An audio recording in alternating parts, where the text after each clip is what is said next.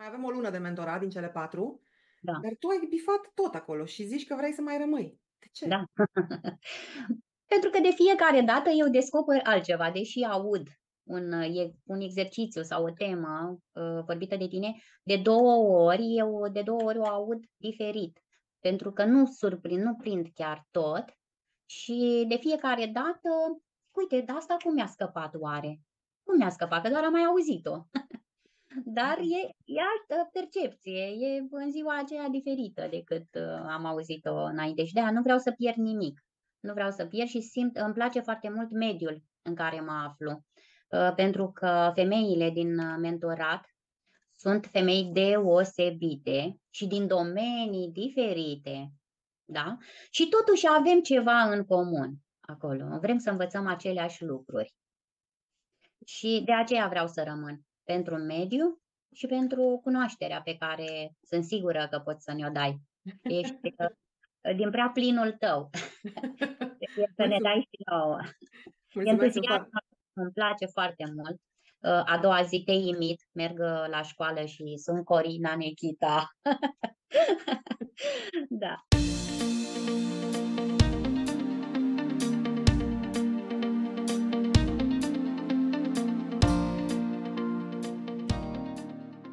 Bună seara, Mihaela, și spune-ne, te rog, câteva cuvinte despre tine, cine ești și cu ce te ocupi. Eu sunt din Brăila. Am vârsta de 58 de ani. Sunt învățătoare de 40 de ani și antreprenor de 2 ani și jumătate. Eram într-un concediu medical după o mare căzătură pe care am avut-o, o mare aventură în care am mers pe cal în munții Dobrogei, 7 km și jumătate, și la un moment dat calul a trecut pe lângă un pom și eu am căzut.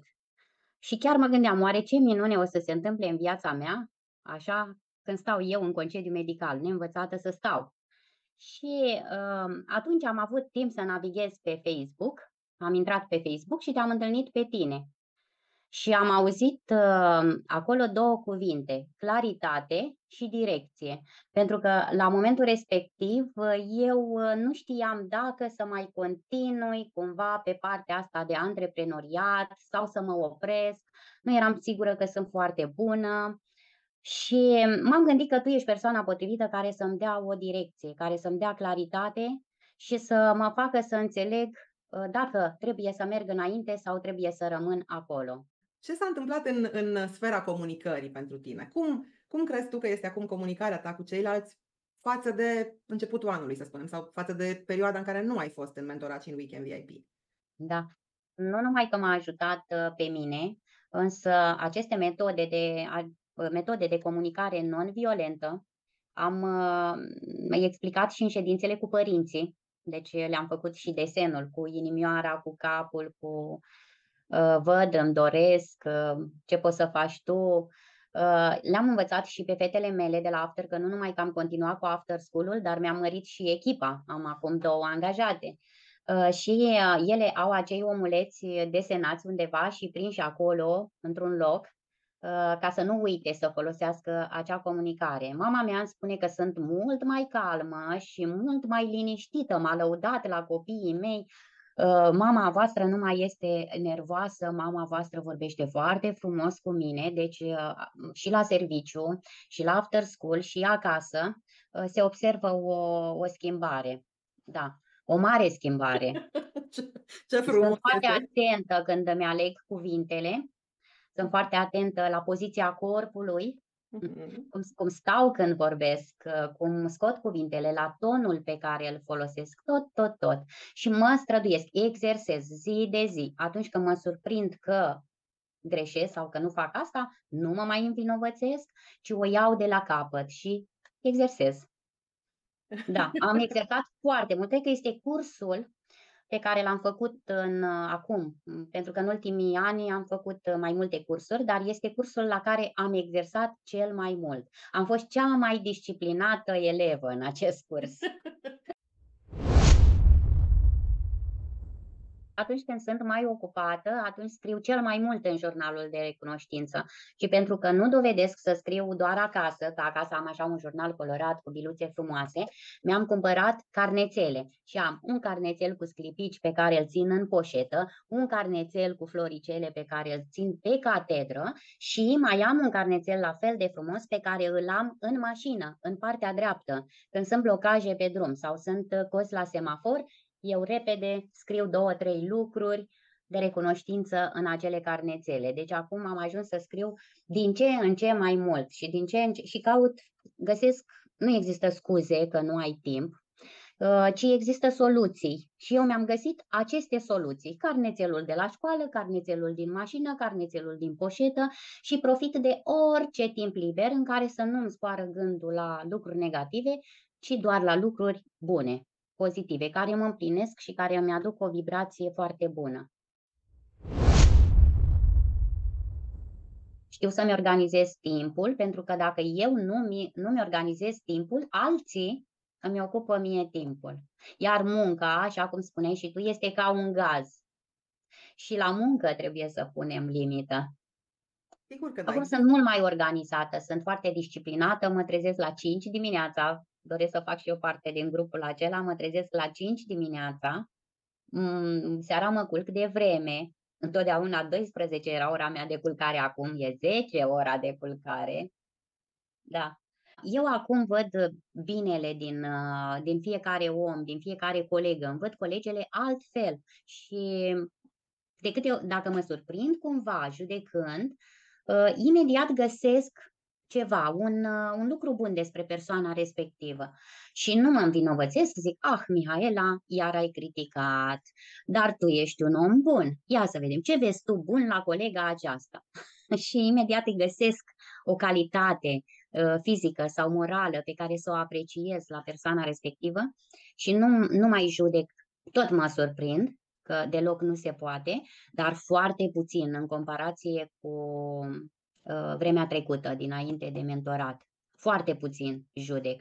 Chiar influențez și în jurul meu. Când cineva vorbește de altcineva, eu imediat vin cu ceva bun la persoana aceea. Excelent, Și excelent. discuția, ia altă direcție discuția. Reușești să schimbi energia. Pentru că lucrurile din afara ta nu cred că s-au schimbat. Oamenii sunt aceiași, colegii sunt aceiași, însă ceea ce povestești tu are legătură cu toate schimbările pe care tu le-ai înțeles și le-ai făcut în tine, în interiorul tău. Am ieșit din zona de confort, nu a fost ușor. La început eram frustrată, îmi venea să plâng, îmi era greu, mă gândeam de ce fac eu asta. Da, și am insistat și am insistat și am insistat până am devenit și consecventă și perseverentă. Eram foarte furioasă. Din orice lucru eu mă enervam, ridicam tonul, mă impuneam, astfel încât mamei mele era frică să mai îmi spună câte ceva, că nu știa când să-mi spună. Dacă îmi spunea seara, îi spuneam, acum îmi zici seara înainte de culcare, te rog frumos. Când venea dimineața, eu eram iarăși nervoasă. Acum îmi zici dimineața, când eu plec la școală și am 1000 de probleme pe cap. Și atunci mama mea mi-a zis, mama, eu nu știu când să-ți mai spun, seara sau dimineața. Zice, eu îți scriu pe un caiet aici și ți-l las pe masă în bucătărie. Ori acum mama vine și seara și îmi spune, chiar și dimineața a venit și mi-a spus ceva și eu nu am mai răspuns cu furie și chiar i-am răspuns, da, mama, o să fac. Și ea e uimită de mine. Să învăț să lucrez cu oamenii din echipa mea mai eficient. S-a Da. întâmplat? Se întâmplă? Da, reușesc. Chiar una din angajatele mele povestea unei mămici de la fostul after school unde a lucrat și a zis, n-am crezut vreodată că eu pot să merg la un loc de muncă cu zâmbetul pe buze și să plec cu zâmbetul pe buze de acolo. Am surprins-o când povestea unei mămici. Le-aș recomanda să vină pentru că în acest mentorat au foarte multe de învățat despre ele în primul rând. Deci nu există dezvoltare de business fără dezvoltare personală. Deci dezvoltare personală înseamnă să te cunoști pe tine însăți foarte bine. Și eu care credeam că mă cunosc pe mine foarte bine, nu mă cunoșteam deloc. Deloc. Acum pot să spun că mă cunosc pe mine și știu cum să acționez și știu să-mi recunosc emoțiile și știu să fiu recunoscătoare și știu să mulțumesc persoanelor care mă ajută, știu să cer ajutor și altfel merge și serviciul, relațiile de la serviciu, altfel funcționează și un business, unde oamenii vin cu drag la muncă, cu zâmbet și pleacă cu zâmbet pe față. Și altfel funcționează chiar și relațiile în familie și tot, tot, tot. Tot, tot, tot. Toată povestea ta a fost fascinantă, captivantă, o călătorie din asta de transformare, de autocunoaștere și de creație, pentru că tu te-ai creat pe tine, te-ai construit pe tine, te-ai creat exact așa cum vrei să fii, până când ți-a plăcut de tine și îți place de tine. Și știu că am făcut promisiunea asta la început, că o să vă îndrăgostiți de voi, o să vă fie tare drag de voi și asta se va simți în tot ceea ce faceți. Așa că ai spus foarte mult despre călătoria ta alături de mine. Eu sunt onorată și 80% din toate aceste rezultate ți se datorează ție, pentru că ai crezut și în program, ai crezut și crezi și în tine și pentru că nu prividești să aplici și să fii blândă și să o iei de la capăt dacă nu iese de prima dată.